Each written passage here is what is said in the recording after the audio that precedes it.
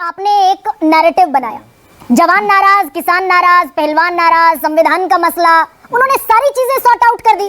अरे झूठे लोग हैं, नकली ओबीसी लोग हैं, सारी चीजें जुमलेबाजी करते हैं, अपनी कलम से बने हुए ओबीसी लोग हैं। जनरल कैटेगरी में घांची आते थे, अपने आप मुख्यमंत्री ने मोदी जी से कहा कि मोदी जी आज से पिछड़े माने जाएंगे, वो पिछड़े हो गए। प्रो इनकम्बेंसी, एंटी इनकम्बेंसी, पढ़े लिखे हैं प्रदीप भाई, मतलब बड़ा घूम घूम के क्या नाम लड़ाते थे चुनाव, या मुर्गे पता नहीं क्या क्या लड़ाते थे।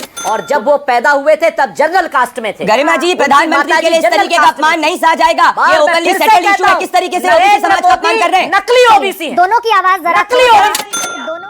जय श्री राम दोस्तों, हरियाणा में सरकार किसकी बनेगी यह तो 8 अक्टूबर को पता चल ही जाएगा, पर कांग्रेस की बौखलाहट साफ देखी जा सकती है। इसी पे जोरदार डिबेट, जिसमें सुरेंद्र राजपूत मोदी जी को ओबीसी तक मानने को तैयार नहीं। आइए देखते हैं इसी पे जोरदार डिबेट। प्रो इनकम्बेंसी है तो 6,000 से 10,000 बढ़ाने का प्रेशर, क्रीमी लेयर 6 लाख से 8 लाख कर दिया, और आरक्षण 15% से 27% बढ़ा दिया। मनोहर लाल खट्टर दूर होते गए, जो कि बाइक पर बैठाकर मोटरसाइकिल पर घुमाते थे प्रधानमंत्री को, और नायब सिंह सैनी की आमद हो गई। गरिमा जी, प्रो इनकम्बेंसी नहीं, मैं आपको सवाल, गरिमा जी, अभी हमारे मुख्यमंत्री पद के उम्मीदवार नायब सिंह सैनी जी हमारे करंट सीएम है। हम कांग्रेस पार्टी जैसे नहीं है कि कुमारी शैलजा है कि भूपेंद्र हुड्डा, इनको खुद को ही नहीं पता है। एक प्रवक्ता बोलेगा कुमारी शैलजा, दूसरा प्रवक्ता मैसेज करेगा भूपेंद्र हुड्डा को कि वो नाराज ना हो। हमारे इस वक्त जो मुख्यमंत्री पद के उम्मीदवार इस वक्त जो है सैनी जी है। अनिल विज को और राव इंद्रजीत सिंह। अरे सब जीतेंगे चुनाव, निश्चिंत रहिए। आपको शायद से ज्यादा पता। सुनिए, मैं कहना चाह रहा हूँ, अब जैसे अगर आपके चैनल में गरिमा जी अभी आप 7 o'clock की फेस है, तो इस वक्त सब आपकी बात करेंगे। कोई पहले अगर 7 o'clock कर रहा था तो फिर उसके प्रोमो चलेंगे, तो अब हमारे जो सीएम फेस है तो फिर जी वेरी मच। अपनी अपनी सोच है गरिमा। सच बात यह है कि हमारी इनसिक्योरिटी का या भाजपा की इनसिक्योरिटी का है, पल पल कल कल ये लोग बदल रहे हैं। हम तो एक बात पहले मान ले रहे हैं भाई, हम प्रदीप भंडारी जी का और भाजपा का शुक्रिया अदा करते हैं कि कुमारी शैलजा को इन्होंने हरियाणा का नहीं देश का सबसे बड़ा दलित नेता बना दिया। धन्यवाद कर रहे हैं, जितना आप कहते रहिए। एक बात। दूसरी बात मैं आपको बताता हूं, जो ये सब बड़ी बड़ी बातें, दलित की बात कर रहे हैं, कभी जाट की बात कर रहे हैं, कभी 6,000 से 10,000 की बात कर रहे हैं, और अभी कह रहे थे प्रो इनकम्बेंसी, एंटी इनकम्बेंसी। पढ़े लिखे हैं प्रदीप भाई, मतलब बड़ा घूम घूम के क्या नाम लड़ाते थे चुनाव, या मुर्गे पता नहीं क्या क्या लड़ाते थे। तो मैं आपको याद दिला देता हूं प्रदीप जी, इसी हरियाणा में 10 साल लगातार हमारी सरकार रही। तो हमारी कौन सी वो है। उसके बाद आपकी तो सरकार बैसाखियों पे रही, हमारी बैसाखी पे नहीं थी।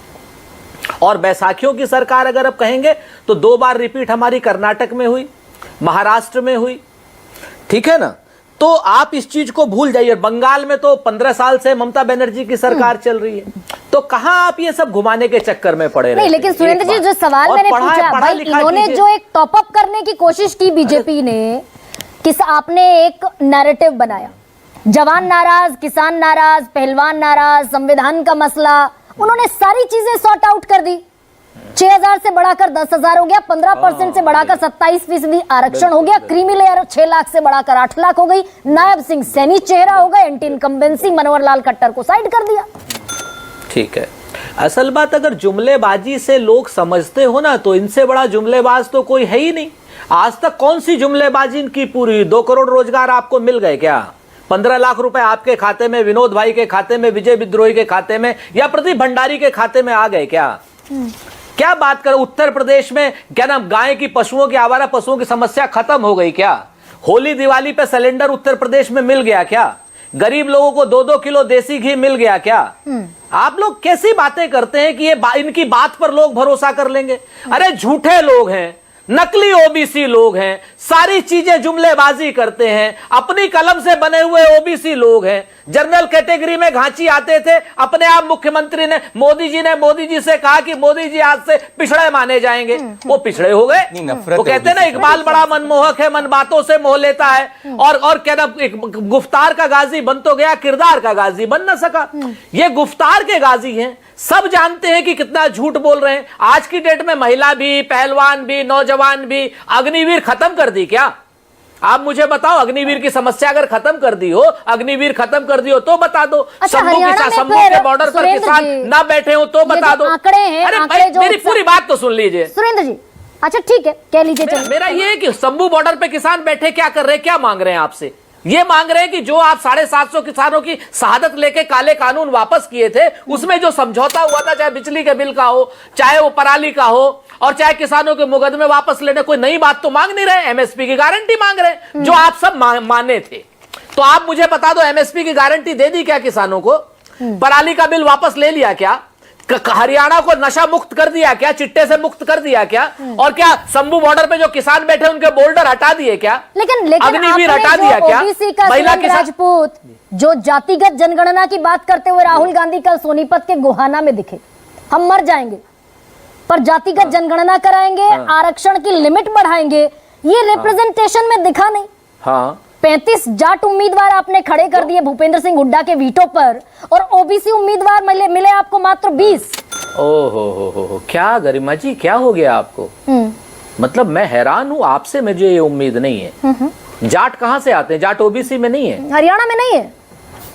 35 और 20 55 दिए, 35 और 20 55 दिए, 55 ओबीसी दिए हमने। बताओ इन लोगों ने कितने? हरियाणा में ओबीसी में आ गए सुरेंद्र जी। पढ़ के नहीं। अरे भाई, आपको फिर वही है, जाट ओबीसी, यही तो सारा झगड़ा है। हम तो कहते हैं ना, जाति जनगणना हम क्यों करा रहे हैं? आपको मालूम है हरियाणा में आंदोलन क्यों हुआ था? हम तो कह रहे हैं, केंद्र में भारत की सरकार ने, नरेंद्र मोदी ने पाप किया था सुप्रीम कोर्ट में, जाटों के क्या नाम, जब आरक्षण की बात थी, सुप्रीम कोर्ट ने जब खारिज किया था, नरेंद्र मोदी जी की सरकार ने लचर पैरवी की थी। यानी कि सुरेंद्र राजपूत यानी कि ये तो बड़ी, सुरेंद्र राजपूत आप बहुत बड़ी बात कह रहे हैं। यानी कि वो जो जाटों को ओबीसी में लाने का मुद्दा हरियाणा में अटका हुआ है 10 वर्षों से, आप जाट कम्युनिटी को ओबीसी में शामिल कर लेंगे, ये कह रहे हैं सुरेंद्र राजपूत आज। जाट तो ओबीसी में है ही है। यही तो मैं कह रहा हूं आपसे। तो हरियाणा तो मैं जाति जनगणना करा रहा हूं। आप वो जो 33% ओबीसी है उसमें इंक्लूड कर लेंगे, 25% जाटों को आरक्षण देंगे। पूरे देश में जाट जो हैं ओबीसी थे, ओबीसी हैं और ओबीसी रहेंगे। और जाति जनगणना सिर्फ इसीलिए हो रही है, इसीलिए जाति जनगणना की हम बात कर रहे हैं। और ये जो सारी की सारी जो बीजेपी वाले जो आप लोगों को बहला फुसला करके चैनलों पर बैठ करके सरकार बना रहे हैं, अगर ये 10 सीटें भी ले आए तो बहुत बड़ी बात। प्रधानमंत्री ने ऐसा बोला है 2014 में जब एक गरीब चाय वाली माँ का बेटा प्रधानमंत्री बना था, तब मणिशंकर अय्यर ने क्या बोला था, ये कैसे चाय वाला प्रधानमंत्री बन गया? क्या बोला था राहुल गांधी ने कि सारे मोदी चोर है। इनकी सोच किसी भी गरीब व्यक्ति के प्रति ये है। तो सुरेंद्र राजपूत अब तो आज सुरेंद्र राजपूत शो पे बोल रहे हैं, आज सुरेंद्र राजपूत ने ओबीसी समाज का अपमान किया, ये कहते हुए कि फेक ओबीसी है। 1994 में जो बात तय हो चुकी है, और आज इन्होंने ये तय कर दिया। नहीं, आज बहुत बड़ी बात आपके डिबेट में हुई है। जो 36 बिरादरी ओबीसी समाज का रिजर्वेशन है, सुरेंद्र राजपूत की पार्टी ने ओपनली डिक्लेयर किया है कि वो इनको छीनने वाली है। पॉइंट नंबर 1, जब आपके जाटों की बात की, पॉइंट नंबर 1 मात्र 2 मिनट, मैं पॉइंट नंबर 2 गरिमा जी इनको बताइए, प्रियंका जी को ओबीसी और दलित अलग आता है। तो वो बोल रहे प्रधानमंत्री ने जब बोला मैं ओबीसी समाज से पैदा हुआ हूं, ये बात कर रही दलितों की, तो पहले निर्णय कर लें, इनको बताएं कि ओबीसी और दलित फर्क में, और इसीलिए इनको 9 से पिछले कम वोट मिले। अरे भाई, हरियाणा की 36 बिरादरी की बात करते करते पार्टी ओबीसी पर आ गई, मंच से क्यों नहीं बात करेंगे? जब सारे ओबीसी मोदी चोर है, क्या वो मोदी ओबीसी समाज के अंदर नहीं आते? क्या कांग्रेस पार्टी ने प्रधानमंत्री नरेंद्र मोदी को कास्ट के नाम पे कितनी बार गाली नहीं दी? क्या द्रौपदी मुर्मू के साथ में क्या किया? रामनाथ कोविंद जी के साथ क्या किया? ये लोग एरिस्टोक्रेटिक पार्टी, डायनेस्टी पार्टी, कोई भी गरीब व्यक्ति होता है उसके साथ करेंगे। आप इस पैनल पे लोग नहीं समझेंगे, सिर्फ एक गरीब व्यक्ति समझ सकता है। पीछे छूट गई ना भाई। अरे है, पर जब एक प्रधानमंत्री नरेंद्र मोदी का सिर्फ इसीलिए अपमान किया गया गरिमा जी, क्योंकि वो ओबीसी है तो बोला जाएगा। और सुरेंद्र राजपूत ने ओपन झूठ बोला है। एम्प्लॉयमेंट में मैं गरिमा जी चाहता हूं कि आप एक घंटे का शो करिए। सबसे ज्यादा अनएम्प्लॉयमेंट रेट केरला के अंदर है और कांग्रेस शासित के अंदर है। पीरियोडिक लेबर सर्वे से मोनोलॉग मत नहीं, मैं सच बता रहा हूं, आपने मुझे बोला 4 प्रवक्ता ऑपोजिशन के हैं। सुरेंद्र राजपूत भाई, दलित और ओबीसी, जैसा विनोद जी ने भी कहा और विजय त्रिवेदी ने भी कहा, ये टॉपअप है। तो कॉन्फिडेंट है कांग्रेस पार्टी, या फिर ये मध्य प्रदेश और छत्तीसगढ़ से एक सबक लेने की कोशिश भी? जल्दी से बता दीजिए, 10 सेकंड। बस कहते ना, क्यों पड़े हो चक्कर में, कोई नहीं है टक्कर में। 36 की 36 बिरादरी हमारे साथ हैं। और फिर सीना ठोक के कह रहे हैं गरिमा जी कि नरेंद्र मोदी नकली ओबीसी हैं, और जब वो पैदा हुए थे तब जनरल कास्ट में थे। गरिमा जी, प्रधानमंत्री के लिए इस तरीके का अपमान नहीं सहा जाएगा। ये ओपनली सेटल्ड इशू है। किस तरीके से ओबीसी समाज का अपमान कर रहे हैं? नकली ओबीसी हैं। दोनों की आवाज जरा नकली ओबीसी। इस डिबेट को लेकर आपकी क्या राय है, हमें जरूर बताएं। हमारे साथ जुड़े रहने के लिए चैनल को लाइक एंड सब्सक्राइब करना ना भूलें। Thank you so much.